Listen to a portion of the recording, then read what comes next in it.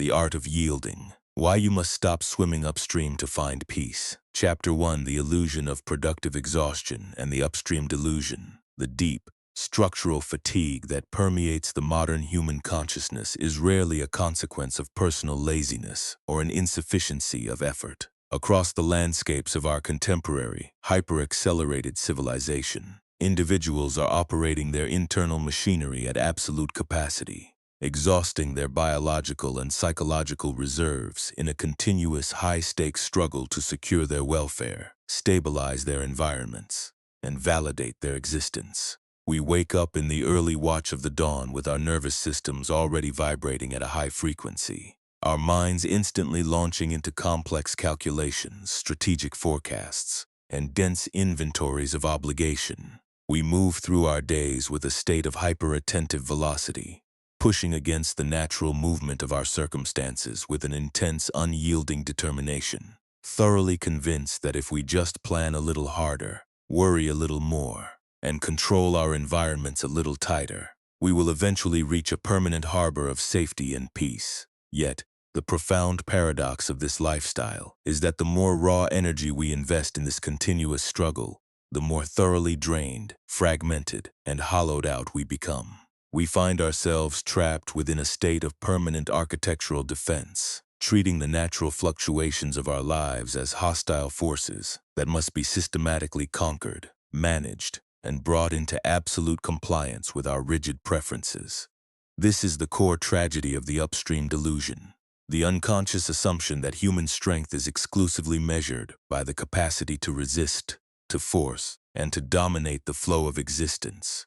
We have completely misconstrued the relationship between misplaced effort and authentic efficacy, transforming our daily schedules into a grueling war of attrition against reality itself. We swim with immense strain against a river of changing events.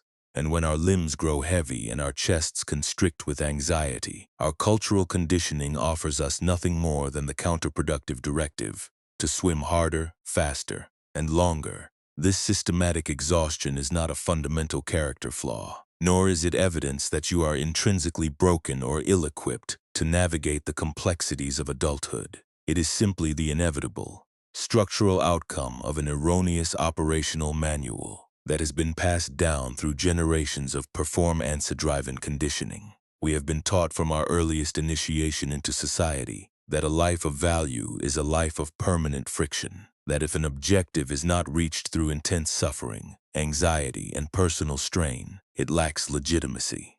We treat our minds as battlefields and our bodies as passive utility vehicles designed to carry our analytical intellects through a sequence of external milestones. But when we choose to pause this frantic momentum, adjusting our physical forms into a posture of absolute comfort and directing the total spotlight of our attention inward, we create a sacred clearing in time where a radically different truth can be directly encountered.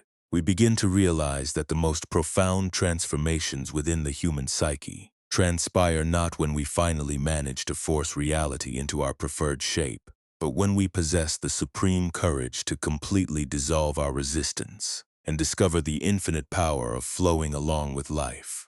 To understand how we became so thoroughly entangled in this architecture of strain, we must carefully examine the daily localized rituals that define our relationship with our own awareness. We live within a civilization that treats human attention as a scarce commercial asset to be mined, quantified, and monetized by automated digital systems. We are bombarded by a relentless multi-trillion-dollar cascade of information inputs, global trends, and comparative metrics that keep our focus permanently projected outward into virtual spaces. We become completely detached from the immediate, unmediated universe that unfolds directly before our open senses. We run from the experience of absolute silence, because the moment our external distractions are removed, we are forced to confront the internal disarray of our untended minds, choosing to reach for our glowing screens to sedate the rising tide of our own unacknowledged anxieties. We have forgotten the simple art of being home within our own skin, existing as disembodied intellects floating through abstract timelines of past regrets and future hazards. The alternative path toward internal liberation requires no financial investment, no submission to external dogmatic authority, and no specialized environmental parameters. It initiates with a gentle, non-negotiable willingness to step entirely out of the performance paradigm and explore the 7 sacred truths of conscious alignment.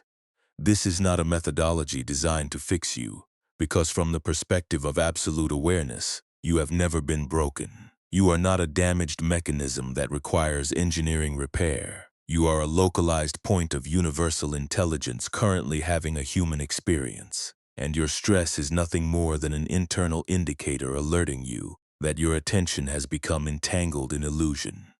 When you choose to stop swimming upstream, laying down your weapons of hyper-control and anxious over-effort, you make the astonishing discovery that the universe is not a hostile arena to be conquered, but a deeply intelligent partner that is permanently ready to work alongside you the exact microsecond you cease your resistance. Chapter 2. The Interior Landscape. Mastering the Architecture of the Mental Garden. Consider the instructional case history of an individual named Marcus, a dedicated urban gardener whose relationship with his small plot of land was entirely defined by an intense, hypervigilant anxiety. Marcus did not merely tend his plants, he attempted to dominate their biological processes through a state of permanent, high-profile surveillance. He would awaken at the absolute threshold of dawn, rushing into his garden with his muscles tight, inspecting every individual leaf of his tomato plants for microscopic indicators of disease or parasitic infiltration. He would spend his mevening hours hunched over a digital display, obsessively searching through global data networks for potential agricultural failures, and tracking weather updates across multiple applications with an urgent dread of impending storms. Driven by an absolute fear of failure, Marcus was incapable of allowing his garden to exist within its own organic timeline. If he detected a slight dryness in the topsoil, he would instantly flood the beds with an excessive volume of water then. Experiencing a sudden wave of panic that he was suffocating the roots, he would completely withhold hydration for days, allowing the earth to bake into a hard, cracked crust. He would continuously excavate young seedlings, moving them between different coordinates of the garden in a frantic search for the absolute perfect composition of sunlight and shadow. His constant checking, adjusting, and forcing created a highly stressed, volatile internal climate that his plants were fundamentally unequipped to survive. By the absolute height of the summer season, his plot was a landscape of structural ruin, not because Marcus lacked care or devotion, but because his care was so entirely laced with desperation that his plants never possessed the quiet baseline of stability required to execute their natural growth. Directly adjacent to this theater of friction stood the garden of his neighbor, Janet. Janet approached the cultivation of her land from a position of deep somatic trust and quiet alignment with natural laws. She provided her soil with organic nutrients, delivered hydration deliberately twice a week, and then completely withdrew her interference, leaving the plants to interface with the sunlight and the wind in accordance with their own intrinsic wisdom. While Marcus was exhausting his nervous system in a permanent war of management, Janet sat calmly on her pavilion, drinking tea and bearing witness to the effortless unfolding of her crops. When the harvest arrived, her beds were overflowing with basketfuls of magnificent, vibrant vegetables, while Marcus was left standing amidst the withered stalks of his own overmanagement. This simple agricultural contrast is a perfect, mirror-like representation of how the modern human mind functions under the influence of chronic anxiety. Your consciousness operates precisely like the most fertile soil on this planet. It is a completely non-judgmental medium that possesses zero preference regarding the quality of the seeds you choose to plant within its depths. It will cultivate a seed of paralyzing fear, catastrophic worry, or self-doubt with the exact same unyielding efficiency and creative power that it will bring to the growth of a seed of internal peace, grounded confidence, or universal compassion. The soil of your mind does not evaluate or critique your inputs. It simply takes whatever thoughts you continuously water with the fluid of your attention, embeds them into your neural architecture, and expands them until they constitute the absolute objective reality of your internal and external life. When you exist in a state of deep, unexamined fear regarding a future event such as an upcoming corporate interview, a high-stakes financial transition, or a delicate interpersonal communication, your anxiety functions as a highly potent creative force. The moment you allow a worried thought to occupy the center of your awareness, you unconsciously begin to live, speak, and breathe, as if the catastrophe has already materialized in the present space. If you are paralyzed by the fear of losing your economic security, that fear dictates your somatic posture and your behavioral choices at your workplace. You begin to second-guess your professional instincts. You withdraw your voice during critical collaborative assemblies. You avoid taking the creative risks that actually constitute your value to the enterprise. And you treat every communication from your directors as a potential notice of termination. Without realizing it, your frantic efforts to prevent disaster have paralyzed your natural capabilities, causing you to systematically water the seeds of the exact outcome you are desperately trying to avoid. This psychological feedback loop is vividly illustrated by the history of a brilliant marketing director named Sarah, who arrived at a state of complete clinical exhaustion due to her internal relationship with her corporate environment. Sarah had become thoroughly convinced that her executive director was orchestrating a plan to terminate her contract. Every single email that arrived in her inbox was parsed for hidden indicators of disapproval. Every professional assembly felt like a hostile interrogation, and every minor piece of constructive feedback was interpreted as a definitive indictment of her baseline competence. To protect her security, Sarah launched a massive campaign of hyper-control. She extended her working hours to a toxic degree, attempted to micromanage every single detail of her department's operations, and completely ceased delegating tasks to her team because her anxiety demanded that she personally verify every line of data. Within 3 months of executing this fear-driven protocol, the quality of Sarah's actual professional output had experienced a catastrophic decline. Her presentations lost their characteristic lucidity. Her team was paralyzed by her lack of trust, and her physical form was vibrating with a low-grade, irritable exhaustion. The profound irony of her situation emerged when her executive director initiated a private consultation with her. He confessed that he had spent the previous quarter planning to elevate her to a global vice president role. But her recent shift in behavior, visible panic, her frantic overmanagement, her inability to delegate, and the loss of her characteristic, creative confidence had forced him to question whether she possessed the emotional stability required to handle greater corporate responsibility. Sarah had become an exact human manifestation of Marcus in his garden, so thoroughly obsessed with preventing an imaginary disaster that she had personally engineered the exact conditions required for its materialization. This is the practical, unvarnished meaning behind the ancient insight that we are entirely shaped by our cognitive structures. Our thoughts are not abstract, ephemeral clouds that leave no trace upon our reality. They are the literal blueprints that dictate our neurochemical states, our emotional baselines, our behavioral choices, and our relational outcomes. Modern neuroscientific discovery confirms this relationship through the principle of experience-dependent neuroplasticity. Every single time you allow your awareness to dwell upon a fearful projection, you are firing a specific sequence of neurons, reinforcing the synaptic connections along that pathway, and making it structurally easier for your mind to access that exact state of anxiety in the future. You are literally carving deep canyons of worry into your own brain tissue through the continuous application of your attention. To become a conscious gardener of your own mind, you must first abandon the superficial paradigm of forced positive thinking. Attempting to suppress a fearful thought by shouting an artificial affirmation over it is equivalent to walking into a garden overrun with wild briars, spray painting the leaves green, and pretending the weeds do not exist. The underlying root structures remain completely intact, silently extracting resources from the soil beneath the surface. True mental gardening requires that you establish a state of radical, clear-sighted mindfulness. You do not wage a violent internal war to prevent negative thoughts from arising, because the human brain is an evolutionary mechanism designed to generate thoughts automatically. Instead, You change your absolute relationship to those thoughts when they surface within your clearing. When a worried projection regarding your future enters your awareness, you learn to observe it with a quality of interested, non-judgmental detachment, precisely like an astronomer watching a distant asteroid transit across their lens. You acknowledge its presence without personal identification. There is the familiar narrative of financial scarcity attempting to take root in my space again. You do not provide that thought with the hydration of your continuous attention.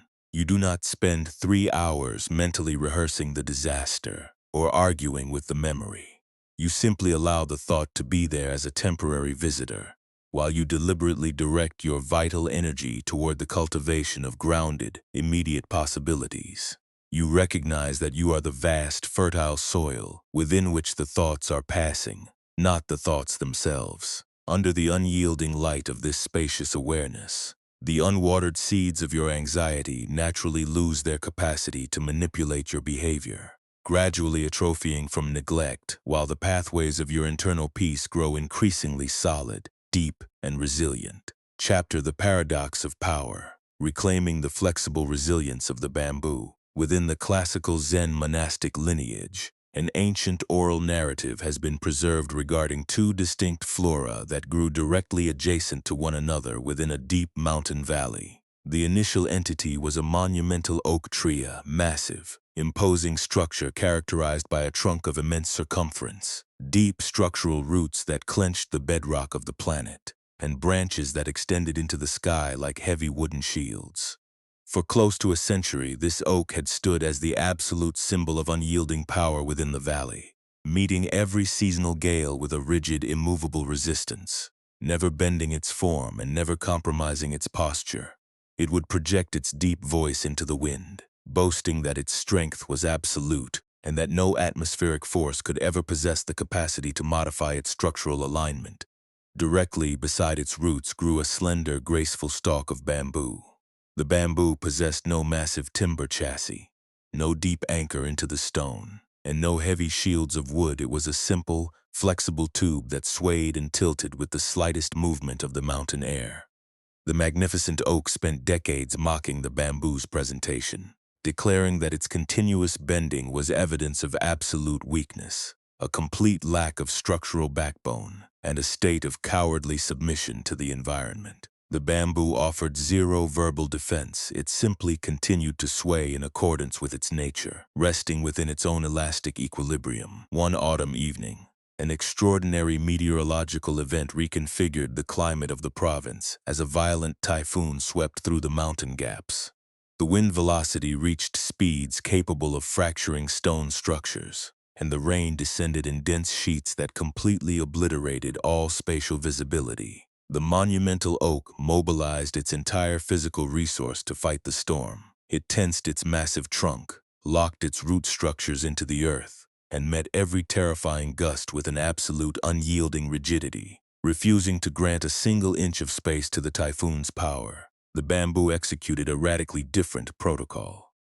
It completely dissolved all internal resistance, dancing fluidly with the wind, bowing its upper branches down to touch the wet grass of the earth, and letting the immense kinetic force of the storm slide effortlessly over its smooth green segments. When the dawn finally broke across the valley, revealing a calm, clear sky, the villagers descended the mountain path to evaluate the structural damage. They discovered the monumental oak lying entirely prostrate across the valley floor, its deep roots violently excavated from the bedrock, its massive trunk split open and broken into fragments by the force of its own resistance.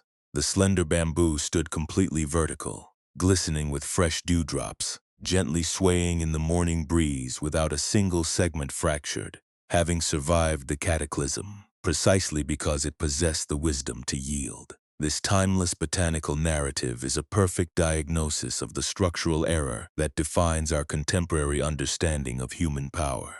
We reside within a civilization that systematically worships the pathology of the oak tree. We are told from our earliest socialization that strength is exclusively synonymous with rigidity, that to be powerful means to grit your teeth, to push through clinical pain, to dominate every variable of our environment, and to hold on to our plans with a white-knuckled grip that refuses to yield to changing realities. We treat flexibility as a form of moral failure or psychological weakness, thoroughly convinced that if we just hold ourselves rigid enough against the storms of uncertainty, we will eventually conquer life. But the unyielding law of nature is that anything that is completely rigid is fundamentally brittle, structurally destined to crack and split the exact microsecond it encounters a force that exceeds its personal capacity for resistance. The authentic martial artist masters this paradox through the cultivation of wui, the art of action through non-action, or power through yielding. Consider the historical documentation of the elderly founder of Aikido, a fragile individual who could effortlessly neutralize the attacks of massive, high-velocity challengers without ever deploying a single ounce of muscular force. When an aggressive fighter charged his frame with maximum velocity, expecting to shatter him through raw weight and impact, the master did not meet that force with an equal horizontal resistance. He did not behave like a rock standing in front of a train.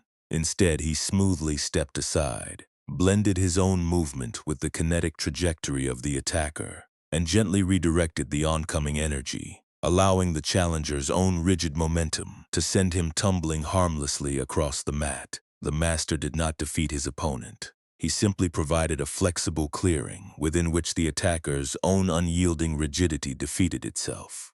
This fluid alternative is beautifully illustrated by the domestic history of a mother named Sandra, whose relationship with her adolescent son had decayed into a permanent state of high-profile warfare. Her son had entered a period of deep clinical depression, withdrawing from his educational obligations, isolating himself from his social networks, and spending his days immobilized in a dark bedroom. Sandra's automated response was rooted entirely in the oak paradigm. She resolved to fix his life through the exercise of intense, unyielding control.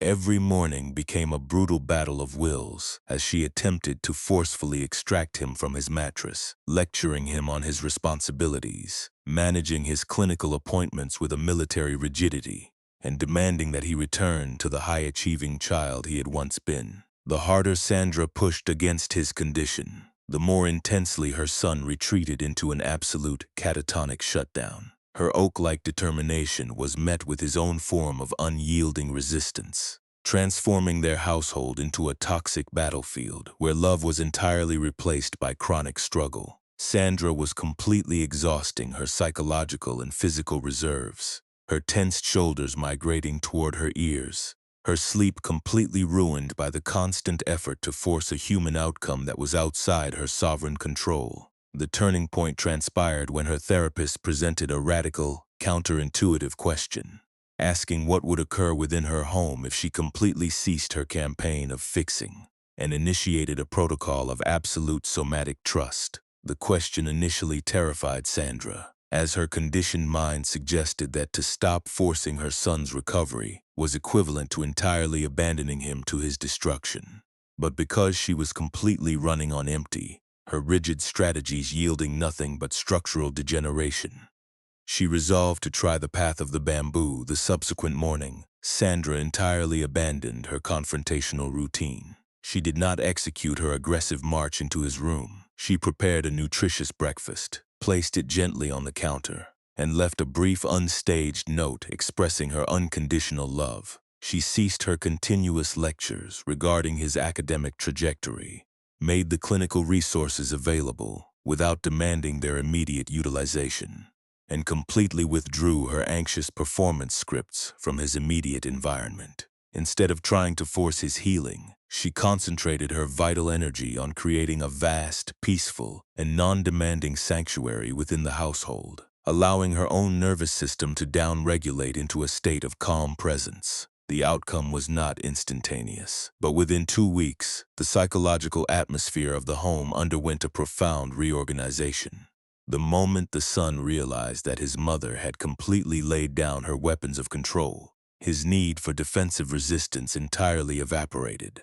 In that non-threatening clearing of space, that soft, spacious environment where he was no longer being weighed, measured, and judged as a failure, his natural life force found room to breathe. He began to voluntarily step out of his room, to engage in brief, unscripted communications, and to step back into his own process of recovery. Sandra had discovered the supreme paradox of surrender, that when we possess the internal stability to stop forcing an outcome, we finally create the necessary spaciousness for authentic healing to manifest entirely on its own terms. Real surrender is never to be confused with the states of passive collapse, cognitive apathy, or the cowardly abandonment of your terrestrial duties.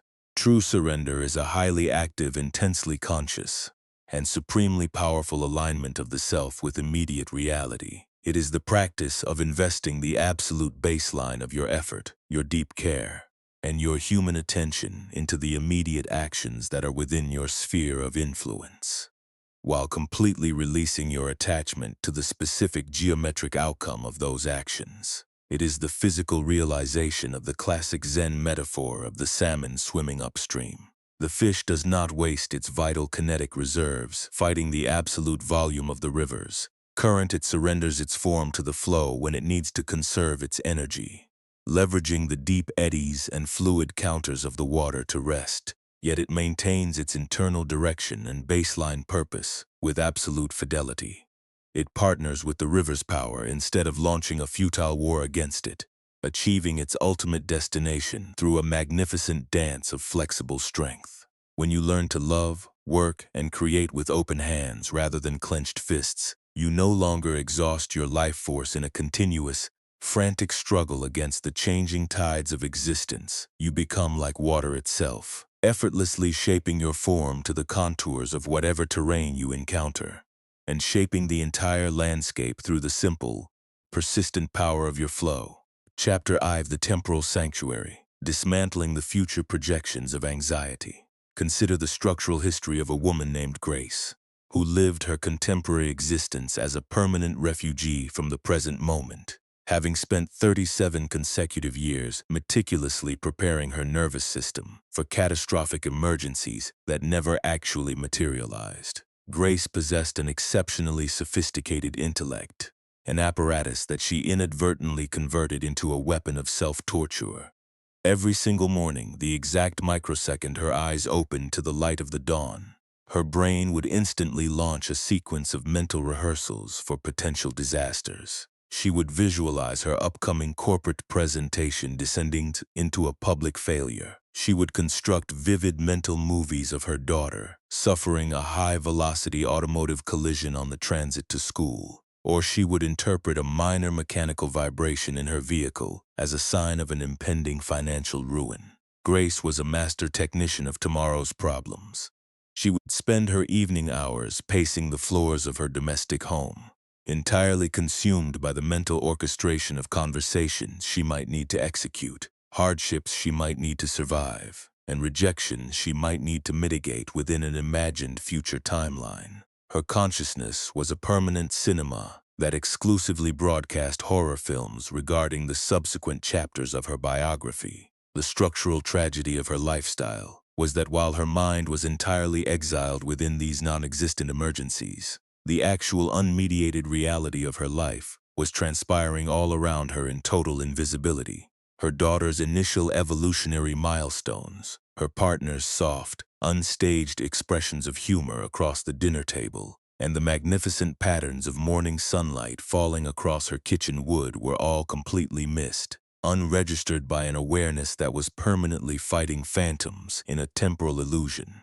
The turning point materialized during a quiet autumn evening when her daughter looked into her distracted eyes and asked with a deep, childlike simplicity if Grace was capable of actually seeing her in the space of the room. Grace responded with an immediate cognitive defense, listing the immense inventory of things she executed for her daughters: welfare, continuous planning, her financial organization, her constant protection from potential harm.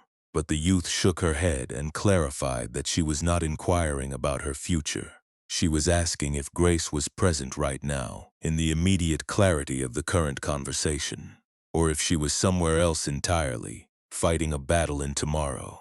The inquiry struck Grace with the velocity of a lightning bolt, forcing her to confront the terrifying reality that she had lived her entire life as an absolute ghost within her own home, physically adjacent to her loved ones. but mentally exiled within a non-existent future space. This realization is the portal into the third sacred truth of human liberation, the structural fact that anxiety is fundamentally incapable of existing within the absolute parameters of the present moment. Anxiety is a purely chronological sickness. It is a psychological contraction that demands a future timeline to maintain its structural integrity. It requires a vast space of what-ifs, maybes, and potential disasters to feed its fires. The exact microsecond you pull the totality of your human awareness out of those abstract projections and anchor it firmly within the immediate somatic reality of the here and the now, the machinery of anxiety instantly collapses from a lack of fuel.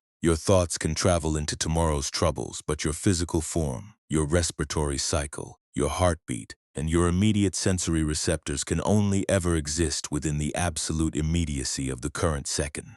To verify this directly, let us execute a precise internal intervention known as the somatic sensory loop, a practice designed to instantly ground the time-traveling intellect within the unyielding architecture of the present 5 visual artifacts. Look upon your immediate physical environment with an unhurried clarity. Identify 5 distinct visual objects within your field of vision. Do not merely glance at them, register their precise color configurations, the textures of their surfaces, the manner in which the light maps their contours, and the structural spaces they occupy in the room. 4 acoustic vibrations. Shift the entirety of your attention to your auditory receptors. Identify 4 distinct acoustic sounds moving through the atmosphere around you. It could be the deep, steady hum of an electrical cooling unit, the distant cascade of traffic, the whisper of wind against glass, or the immediate sound of your own natural inhalation. Host these sounds as raw data, without labeling them as noise or music. 3 tactile coordinates. Drop your awareness into your somatic framework. Acknowledge 3 distinct points of physical contact between your body and the material universe. Feel the specific pressure of your thigh bones pressing into the cushion or mattress. Beneath you, register the precise texture of your clothing resting against your skin. Notice the temperature of the air as it moves past the threshold of your exposed hands. 2 olfactory inputs. Draw a deep, deliberate breath through your nose. Scan the atmosphere for 2 distinct olfactory. Notice the clean scent of cotton sheets, the rich aroma of old wood, or the subtle fragrance of the immediate air. 1 gustatory presence. Bring your attention completely into the interior of your mouth, acknowledging the single baseline taste that resides upon your tongue, the residual flavor of a liquid consumed earlier, or the simple, neutral landscape of your palate. This 5-step sequence is an absolute psychological circuit breaker. It forcefully pulls your consciousness out of the abstract museum of your thoughts and distributes it across your sensory receptors, which are permanently locked within the present moment. Your eyes cannot see yesterday. Your ears cannot hear tomorrow. Your skin cannot feel a future emergency. By anchoring your awareness within these somatic structures, you instantly step out of the mental theater of time and discover an underlying baseline of safety and peace that is always fully operational beneath the noise of your biography. Consider the classic Zen narrative of the monastic who was pursued through a dense forest by a high-velocity tiger. The monk ran with maximum physical exertion until he arrived at the absolute edge of a sheer cliff face. With the predator closing the distance behind him, he observed a wild vine extending over the precipice, grabbed hold of the fiber, and swung himself over the edge, hanging suspended over a bottomless chasm. As his respiration accelerated and his hands gripped the vine, he looked upward and witnessed the tiger snarling at the threshold of the cliff. He looked downward and observed a second tiger waiting at the base of the abyss.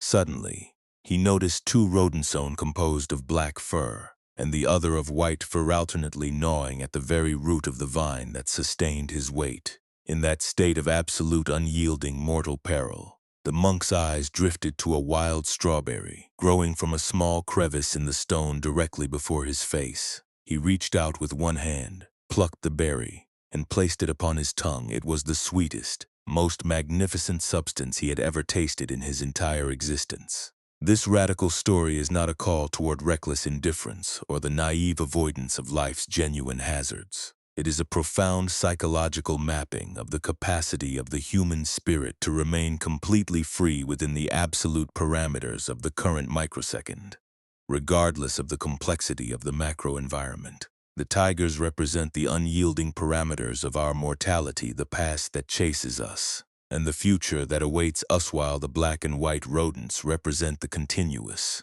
non-stop movement of day and night, chewing away at the brief timeline of our physical forms. If the monk had allowed his mind to be entirely colonized by an abstract terror regarding the impending fall or the predator above, he would have completely missed the singular, unmediated gift of sweetness that reality was presenting to his senses in that exact clearing of time. Most of us live our modern lives completely paralyzed by the phantom tigers of our imagination, destroying our physical health and our capacity for joy, because we refuse to experience the wild strawberries that are blooming directly before our eyes.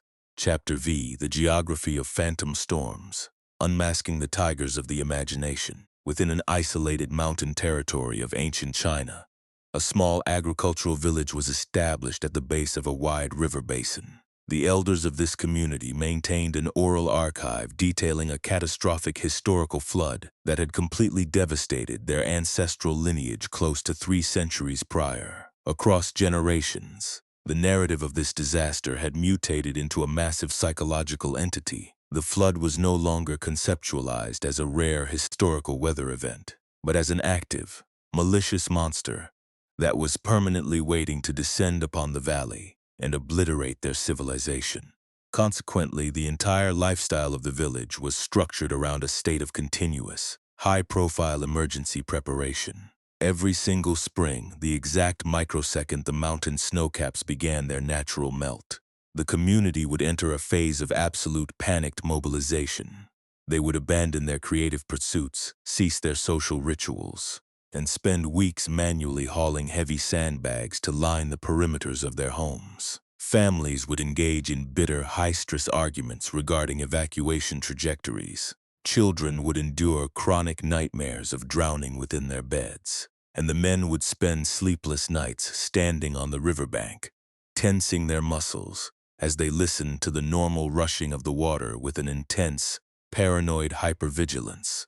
This cycle of exhaustion repeated itself decade after decade. The human capital of the village was completely bankrupted by the effort to prepare for a disaster that never materialized. The river would experience its natural seasonal rise, as all rivers do, but it never even approached the thresholds of a genuine structural threat. Yet, the mind of the collective refused to accept this data each spring. They convinced themselves that this was the definitive moment the monster would return to claim their lives. One spring, a young hydrological engineer arrived in the valley to execute a scientific audit of the watershed. She spent months meticulously measuring the mountain terrain, mapping the subterranean channels, and analyzing 3 decades of water flow data. Her structural conclusion was absolute. Due to significant geographical transformations that had occurred since the ancestral era, including the growth of massive upstream forests that naturally absorbed excess moisture, and the opening of deep volcanic fissures that redirected the river's overflow. A flood of the magnitude the villagers feared was now a physical and mathematical impossibility. The monster was dead. The conditions required for its materialization had completely dissolved centuries ago.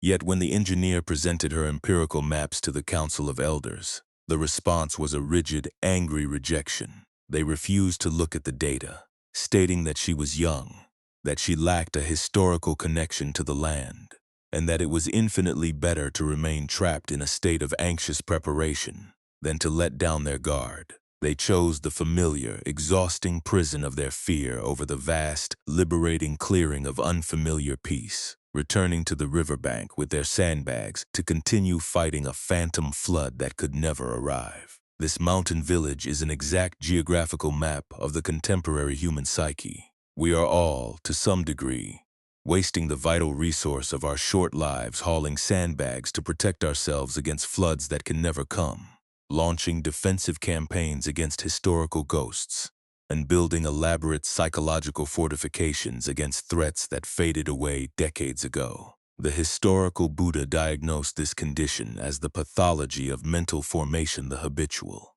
automated stories our minds construct about reality that eventually become far more real to us than the unvarnished facts of our immediate existence.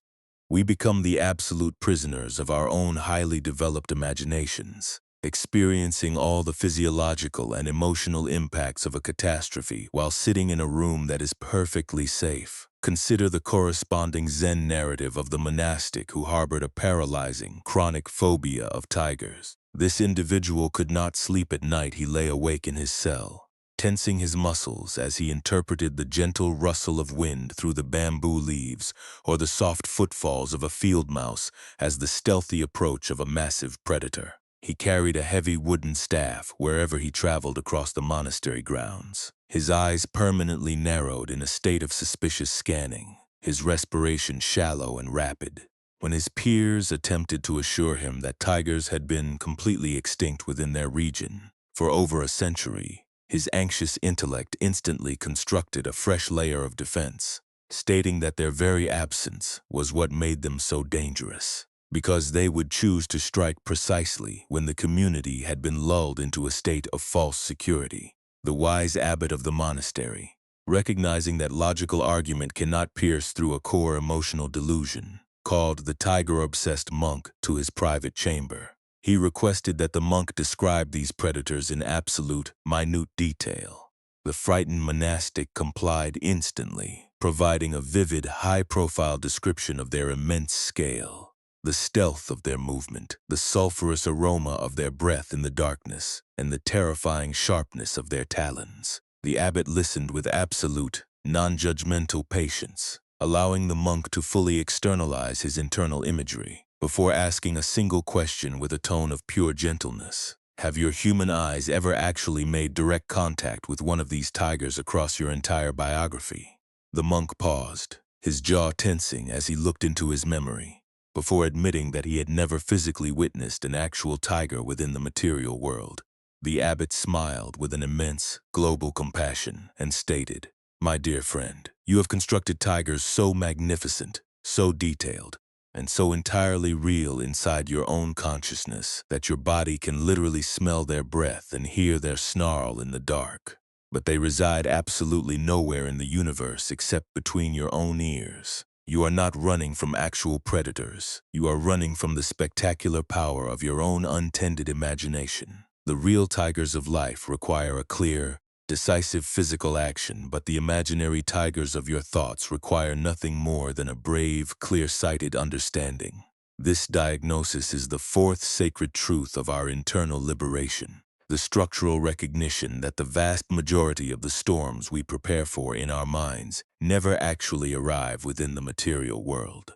We are evolutionary organisms equipped with a brain architecture that has been fine-tuned across millions of years to scan for mortal hazards to ensure our survival. The amygdala does not possess an interest in your internal happiness or your spiritual peace. Its exclusive operational mandate is to keep you alive by treating every ambiguous variable in your environment as a lethal threat until proven otherwise. It cannot distinguish between the literal physical danger of a predator crouched in the brush and the abstract conceptual danger of an uncomfortable corporate email or a delayed text response from a romantic partner. It fires the exact same high-profile survival reflex across both scenarios, flooding your biology with stress hormones and locking your consciousness in a narrow stance of defensive alert. When you allow these imaginary tigers to dominate your internal landscape, you are shooting yourself with what the Buddha called the second arrow of human suffering. The first arrow is the actual reality of life's friction, the genuine losses, the structural changes, the physical illnesses, and the objective challenges that are an invariant feature of human existence. This first arrow induces a clean, natural pocket of pain or sadness within our system. But the second arrow is the immense, complicated story our anxious intellect constructs around that initial wound. The endless loops of what this means about my worth, how this will ruin my future, and what other disasters are lurking around the corner. The first arrow is life. It must be met with dignity and appropriate action. But the second arrow is entirely self-inflicted. a phantom weapon that we choose to plunge into our own hearts, hour after hour, because we lack the mindfulness to separate the unvarnished facts of reality from the horror films of our imagination. To dismantle these phantom threats, you must learn to bring your fear into a state of clear physical confrontation. The next time a wave of sudden anxiety grips your chest, completely refuse to engage with the narrative of why you are anxious. Do not argue with the thoughts. Do not attempt to solve the future problem at 3 o'clock in the morning. And do not scroll through digital feeds to distract your awareness. Sit up straight, anchor your feet into the floor, and ask yourself with absolute clarity, is this tiger currently in the room with me right now? Or does it exist exclusively as a thought in my head? If it is an imaginary Tajira story about a potential failure that might transpire next week, or a rejection that could occur next month, acknowledge its nature with an energy of pure compassion. Thank you, mind, for trying to protect my security by creating these worst-case scenarios. I see your devotion, but right now, in this immediate second, I am completely safe. I am breathing, and there is no disaster happening here. By continuously unmasking these phantom storms, you strip them of their capacity to manipulate your behavior, gradually draining the hypervigilance from your nervous system and reclaiming the massive reserves of creative energy you have been wasting fighting wars in an illusion. Chapter V, The Harbor of Alignment, Releasing the Illusion of Sovereign Control. Consider the historical documentation of an elite river guide named Chen, who had spent 20 consecutive years navigating his wooden raft through a treacherous stretch of mountain rapids. Chen possessed an encyclopedic knowledge of the river. He could map every submerged boulder, decode every shifting eddy, and forecast every dangerous current along the volatile route. He had built his entire professional reputation and his sense of identity around his capacity for absolute control. His personal motto was an unyielding declaration that he left nothing to chance. He approached the river like a general approaching a battlefield, determined to dominate the water through the sheer force of his technical skill and personal willpower. One spring season, an extraordinary volume of mountain snowmelt caused the river to swell to a volume that exceeded anything in recorded history. The water transformed into a chaotic, white-crested torrent of immense kinetic velocity. Chen, rather than adjusting his posture to accommodate this baseline reorganization, entered the rapids with an intense, arrogant confidence in his own capacity for conquest. The moment his raft entered the high-velocity current, a brutal war of attrition commenced. Chen fought the water with everything he possessed. He slammed his paddle into currents that were clearly stronger than his vessel. He attempted to forcefully steer his raft through narrow rock channels that the swollen river had rendered completely impassable, and he screamed frantic commands at his passengers, demanding that they apply maximum force to fight against variables that were completely beyond human scale. The harder Chen fought against the river's reality, the more catastrophic the transit became. His raft spun out of control, crashed repeatedly into the stone walls of the canyon, and took on massive volumes of water. His passengers, sensing his panic, abandoned their focus and tensed their muscles in a state of terror. What should have been an exhilarating experience of natural power mutated into a horrifying, traumatic struggle for survival. They emerged at the bottom of the route, battered, exhausted, and structurally compromised, with several participants demanding an immediate return of their currency. Directly behind them on the same day, a novice river guide named May entered the rapids. May possessed 0 decades of professional accolades, and her physical form lacked the heavy muscular architecture of Chen.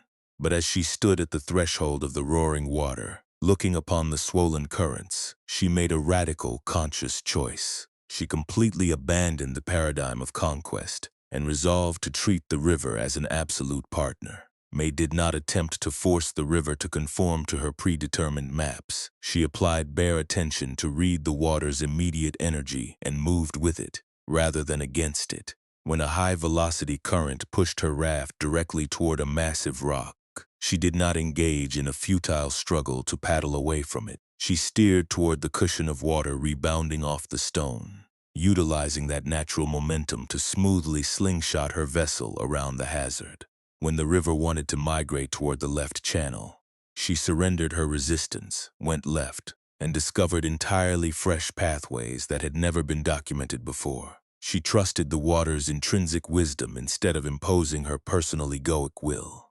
By the conclusion of the transit, May's group emerged at the baseline of the river entirely exhilarated, radiant with joy, and deeply transformed by the experience. They had participated in a harmonious, elegant dance with forces that were infinitely larger than their personal strength. That evening, Chen sat by the shoreline, humbled, exhausted, and deeply confused, watching the water flow effortlessly around the exact rocks that had shattered his raft, realizing for the first time across his biography that his lifelong obsession with absolute control had been the precise mechanism that prevented him from achieving true mastery.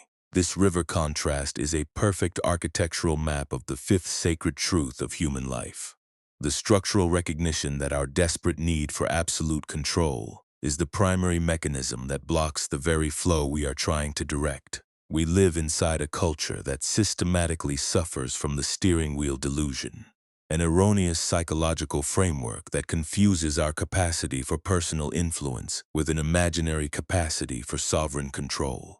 We behave as if we are the solitary authors of every global variable, thoroughly convinced that if reality fails to conform to our minute-by-minute scripts, it is evidence of our personal failure, choosing to respond by tightening our grip until our knuckles turn white, and our internal machinery experiences a state of structural collapse. The historical Buddha analyzed this pathology through his core teaching on anicca impermanence, and anatta, the absence of a separate controlling ego. He observed that the universe is a vastly complex, fluid web of infinitely interdependent variables that are in a permanent state of continuous flux. A single event in your life, such as the outcome of a corporate venture, the health of your physical form, or the emotional response of another human entities, shaped by millions of separate causes and conditions that exist completely outside your sovereign domain.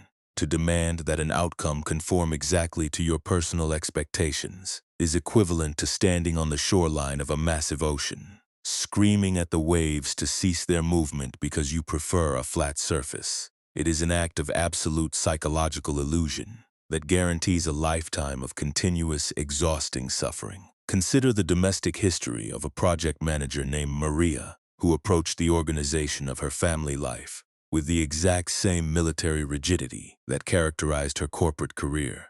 Maria was an absolute technician of the spreadsheet. She created color-coded calendars for her children's movements, established detailed daily schedules that mapped every hour of the week, and built elaborate backup plans for every possible domestic variable. She operated under a deep-seated belief that if she planned thoroughly enough and controlled her environment tightly enough, she could permanently insulate her household from the entry of pain, disorder, or unexpected challenge. The wake-up call that shattered her armor transpires during her daughter's 8th birthday celebration. Maria had spent 3 months meticulously planning every microsecond of the outdoor garden party, organizing structured games, synchronized catering deliveries, and an immaculate stylized layout. 1 hour before the guests arrived, a sudden unforecasted summer rainstorm descended upon the valley, completely saturating the lawn and rendering an outdoor event a physical impossibility. Maria instantly entered a state of intense panicked resistance.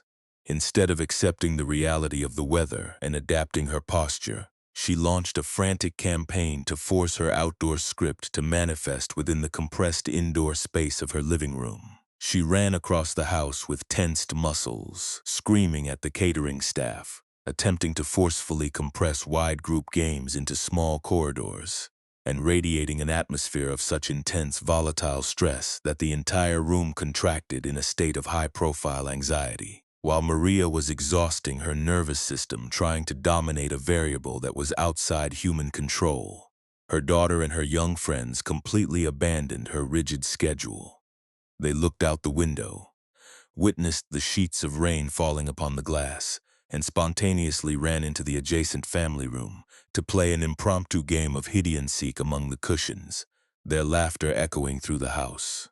They did not possess a need for Maria's immaculate, spreadsheet-planned event. They possessed a capacity to dance with the reality of what was actually unfolding before their senses. Maria stood in her kitchen, completely depleted, tensed, and weeping with frustration, suddenly realizing that her lifelong obsession with planning and control had not protected her daughter's happiness. It had simply blinded her to the actual, living reality of her daughter's joy. She had been so busy fighting the rainstorm that she had completely stood up the actual celebration. This is the deep lesson that Zen calligraphers master through their relationship with the inkstone. A master calligrapher can spend decades perfecting the mechanical precision of their brushstrokes, developing an immense technical skill. But if they approach the white paper from a stance of rigid hyper-control, desperate to force the ink into an immaculate, preconceived concept of perfection, their characters will invariably appear thin, cold, and completely dead, lacking the vital spark of authentic art. True mastery only manifests when the calligrapher learns the art of perfect trust. They prepare their posture, they saturate the bristles with ink, and then they completely step aside, allowing the brush to guide the hand rather than the hand forcing the brush. When an accidental splatter of ink occurs upon the paper, they do not discard the sheet in a state of angry frustration. They blend their subsequent movements with the unexpected pattern, transforming the mistake into the very centerpiece of a vibrant, alive composition. They recognize that the ultimate beauty of the art emerges not from absolute control over every drop of pigment, but from a graceful, non-resistant response to whatever manifests upon the page. To operationalize this harbor of alignment within your daily existence, you must learn to execute the inventory of the three spheres, the core sphere of absolute control. This is the smallest circle within your life, comprising exclusively your personal thoughts, your spoken words, your deliberate actions, and your internal somatic responses to events. This is the legitimate domain of your sovereign responsibility, the middle sphere of relative influence. This circle encapsulates your professional collaborations, your human relationships, your health behaviors, and your creative projects. You have a massive capacity to influence these coordinates through care, devotion, and high-profile preparation, but you possess zero capacity to dictate their absolute outcomes because they are continuously shaped by external human entities and changing variables, the outer sphere of zero control.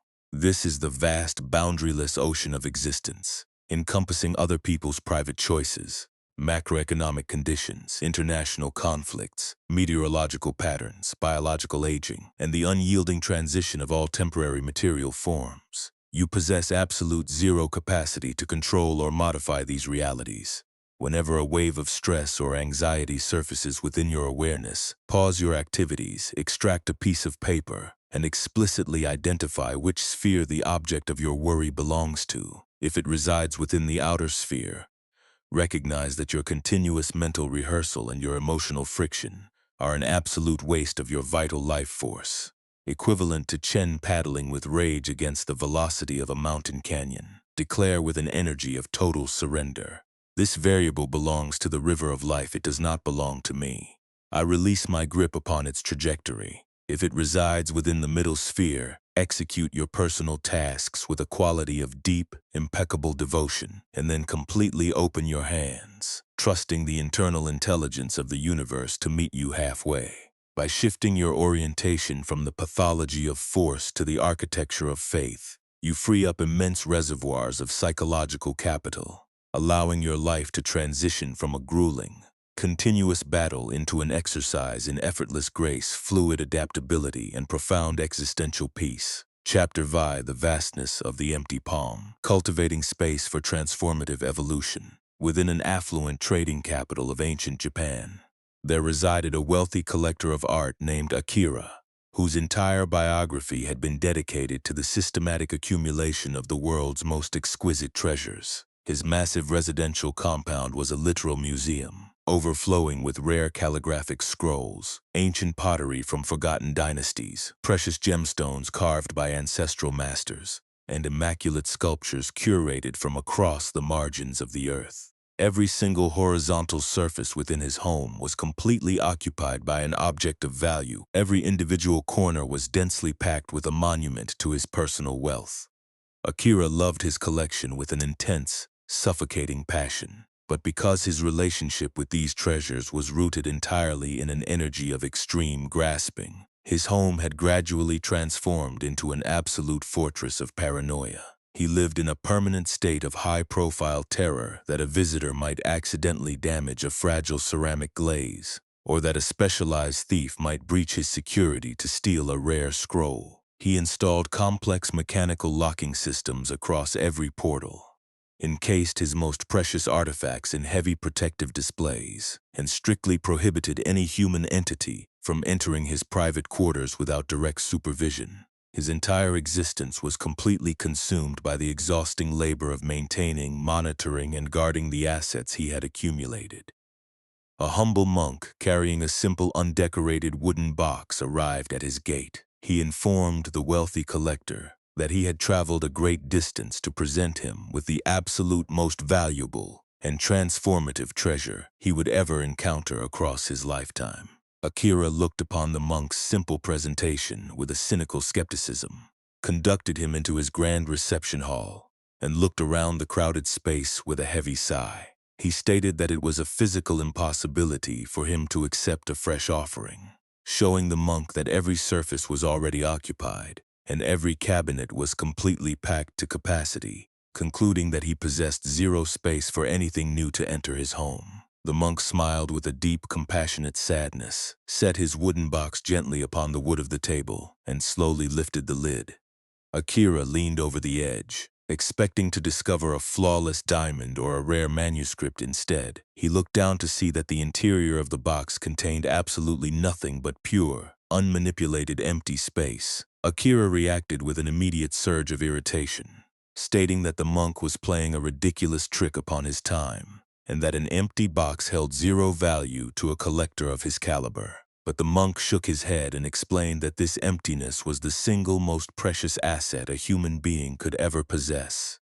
Your entire home, the monk stated with a voice of pure clarity, is so thoroughly congested with what you already own, so completely packed with your past achievements, your old collections, and your static monuments, that you have completely eliminated your capacity for wonder. You cannot receive a fresh inspiration. You cannot host a new relationship. And you cannot experience a spontaneous evolution, because you are a permanent prisoner of your own abundance. Your care has become your cage. Your love has become your limitation. This empty box is the ultimate treasure because it represents the capacity for surprise, the space for new beauty to enter, and the absolute freedom of an open horizon. Akira stared down into the profound emptiness of the wooden box. And in that clearing of time, a sudden liberating wave of cognitive insight pierced through his paranoia. He looked around his crowded, locked rooms and realized that he did not own his collection. His collection owned him.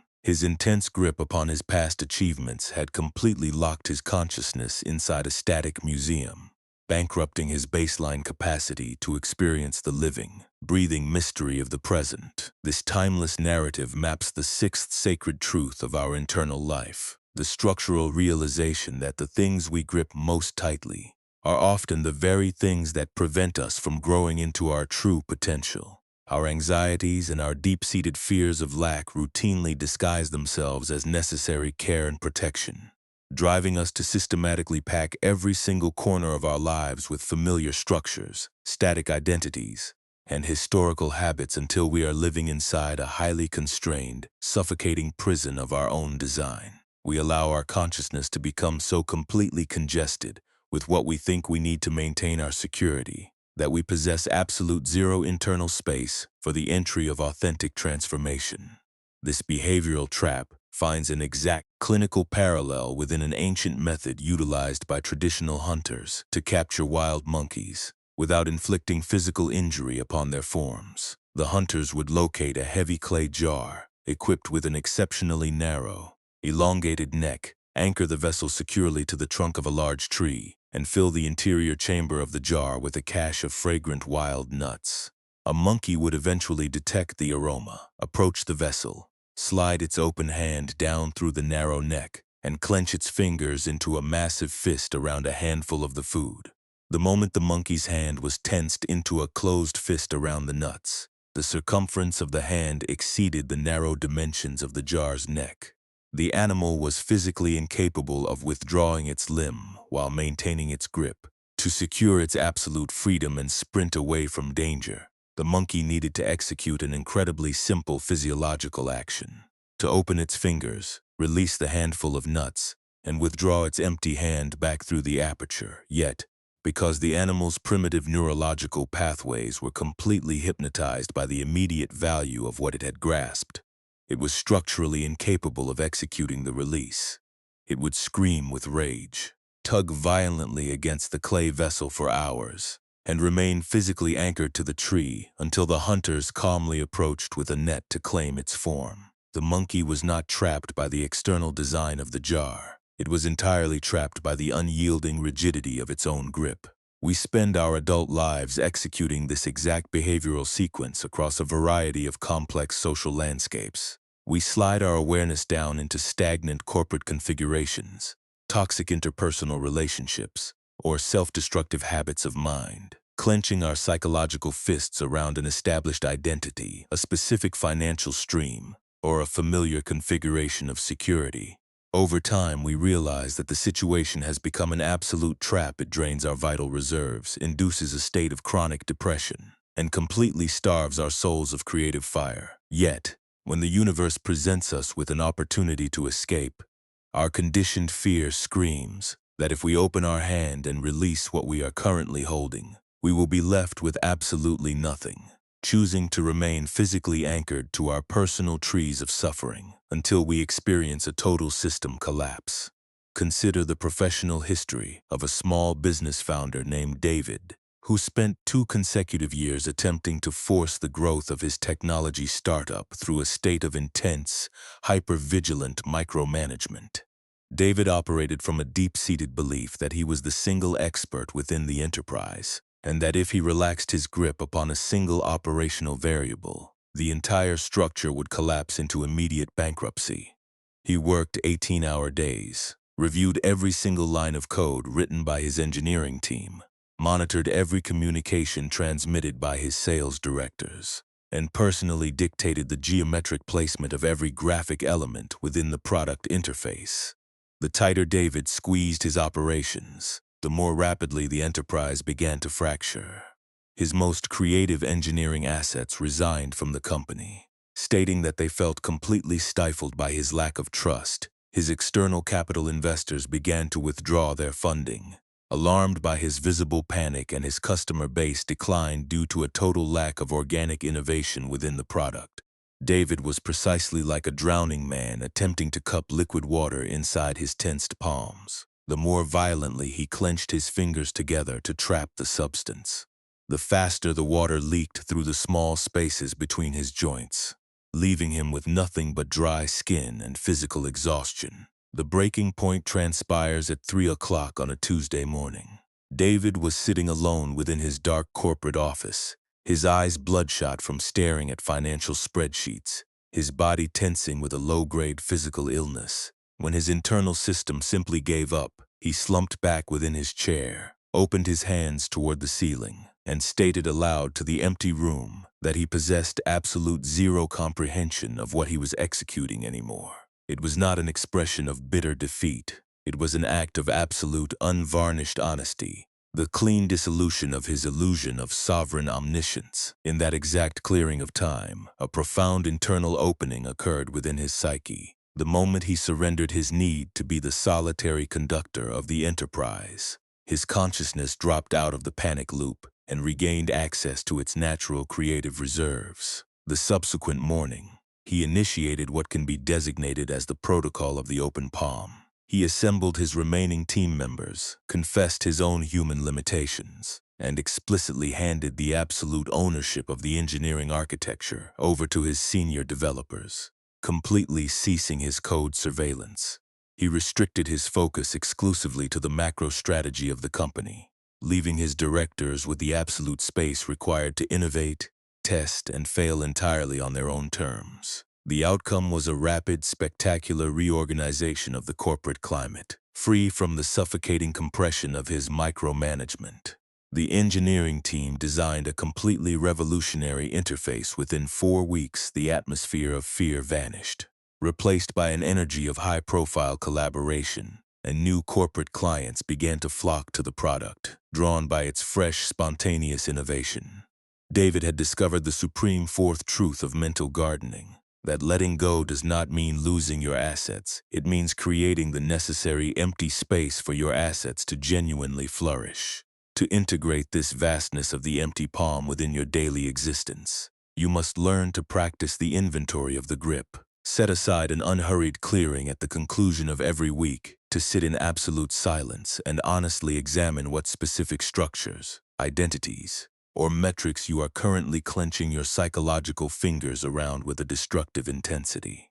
Ask yourself with absolute clarity, is my tight grip upon this specific version of my life serving my evolutionary growth, or has it transformed into a clay jar that is holding my spirit captive?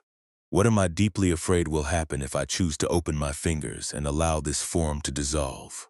Releasing your grip does not mean you stop loving your partners, caring for your career, or honoring your historical biography. It means you transition your posture from the pathology of possession to the sanctuary of stewardship. You hold your assets, your relationships, and your achievements with the exact quality of soft, open gentleness that you would grant to a rare wild bird that has temporarily landed upon your open palm. The bird is completely supported, cared for, and appreciated while it rests within your space, but it remains a fundamentally free agent, permitted to expand its wings and fly into the horizon the exact second its path dictates. What stays within an open hand stays because it genuinely wants to exist there, not because you have trapped its form within a tensed fist. By learning the elegant art of sacred letting go, you transform your consciousness into a vast, boundaryless ocean through which life can flow without friction. Discovering that true security is never found by hoarding the past, but by remaining perfectly open to the infinite creativity of the present chapter via the sovereign symphony. Stepping aside to let life conduct itself.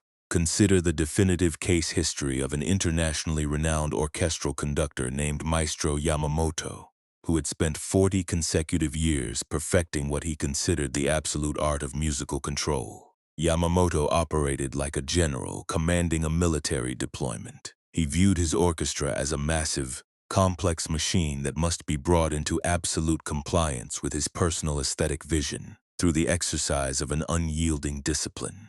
Every single movement of his baton was an iron command. Every individual cue was timed down to the millisecond, and every microtonal variation in volume was dictated with a fierce, high-profile severity. The results of this rigid methodology were technically flawless performances. Academic critics universally praised his concerts for their precision, their structural power, and their absolute freedom from mechanical error. Yet, as Yamamoto reached his senior decades, a deep, unyielding sense of internal emptiness began to hollow out his professional life. He sat in his private chambers, listening to recordings of his celebrated symphonies, and recognized that while the notes were mathematically perfect, the music felt entirely dead to his spirit.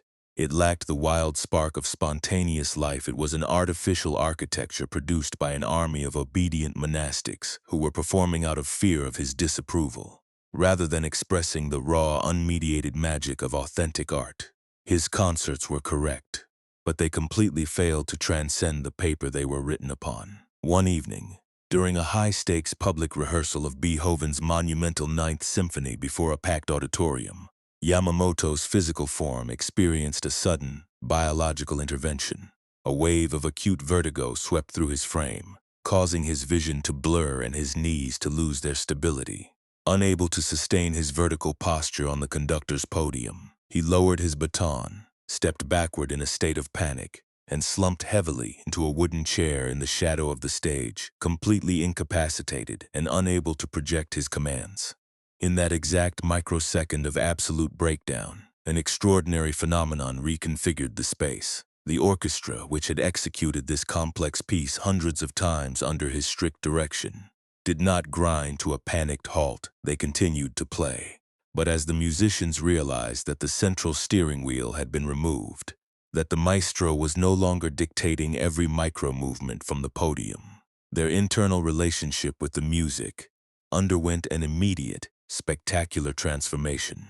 Stripped of the external authority of the baton, the individual instrumentalists had no choice but to deploy their own deep sensory networks. They began to listen to one another with an unprecedented, intense focus.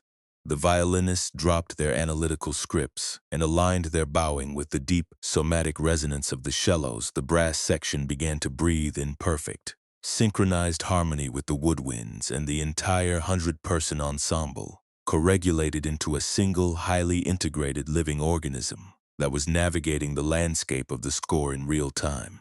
Yamamoto sat in the darkness of his chair, tears of absolute wonder streaming down his face as a performance of unmatched transcendent beauty unfolded before his open senses. The music possessed a vital aliveness, a spontaneous emotional velocity, and a collaborative magic that his 40 years of absolute technical control had never been able to achieve. The symphony was no longer being forced by him, it was effortlessly channeled through them. He achieved a sudden, liberating flash of insight, recognizing that his life's work had been built upon a profound delusion. He had been treating his orchestra as a collection of instruments that needed to be aggressively forced to play beautifully, completely blind to the fact that they already possessed the intrinsic genius to express beauty if he simply possessed the wisdom to create the space for them to do so.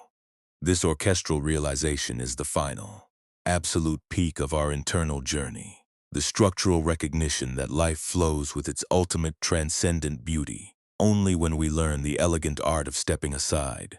This is not a call toward administrative laziness, the abdication of your moral duties, or a state of passive withdrawal from the theater of human action.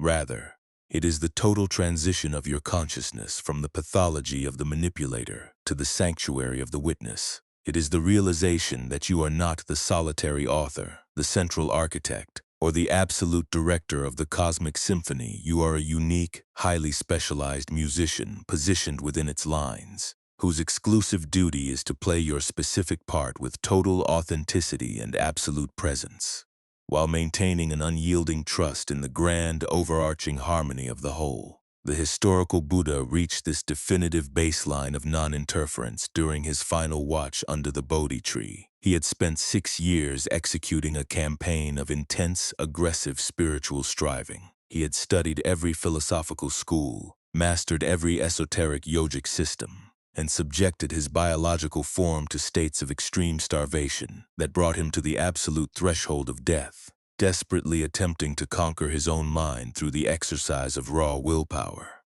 Yet, the absolute prize of liberation remained permanently outside his grasp, his internal awareness tensed and fragmented by the very intensity of his search. It was only when he completely abandoned the performance paradigm, when he sat down upon the simple grass mat, dissolved his striving, and explicitly stepped aside from his egoic demand to achieve a state of perfection, that the clearing manifested. In that moment of absolute non-interference, where he allowed reality to be exactly what it chose to be without a single fragment of resistance, the flower of universal awakening bloomed spontaneously within his heart.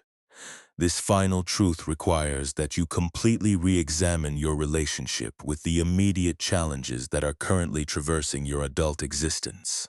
Consider that delicate relationship you have been attempting to fix through a campaign of continuous worry, intense verbal positioning, and personal willpower. What would emerge within that relational space if you completely ceased your efforts to force the other person to change, and simply concentrated on embodying your own authentic truth and compassionate presence? Consider that professional situation you have been attempting to micromanage through a state of permanent hypervigilance. What fresh, unexpected opportunities would find room to enter the space if you executed your daily tasks with a quiet excellence, and then completely trusted the internal intelligence of life's flow to handle the recognition? This is the ultimate state of wu-wei, the alignment of the self with the natural current of universal reality. Water does not spend its life force engaging in an intellectual argument with a mountain boulder that blocks its path. It does not panic, lock its joints, or demand that the geography reconfigure itself to suit its convenience. It remains completely soft, flexible, and deeply rooted in its own watery nature, effortlessly dividing its stream to flow around, over, or through the obstacle, and eventually carving deep canyons out of the solid stone through the simple, persistent power of its flow. You carry that exact same cosmic intelligence within the tissues of your own being. Let go of the heavy baton of your absolute control tonight. Step down from the exhausting podium of your analytical calculations and permit the master orchestra of life to conduct its own music through your form. Take a deep, unhurried, and fully conscious inhalation, letting your eyelids softly close as you drop your awareness entirely down into the spacious sanctuary of your own skin. Feel the faithful, quiet rhythm of your heart beating beneath your ribs, a magnificent, silent symphony that has sustained your life across every single chapter of your biography without requiring a single command from your intellect. You are completely safe. You are uniquely fortunate. And you are standing in the exact coordinate of time and space where you belong. The long, exhausting swim upstream is officially concluded.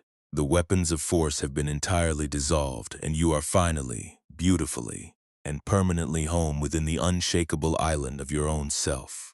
Rest here in the absolute peace that was never disturbed.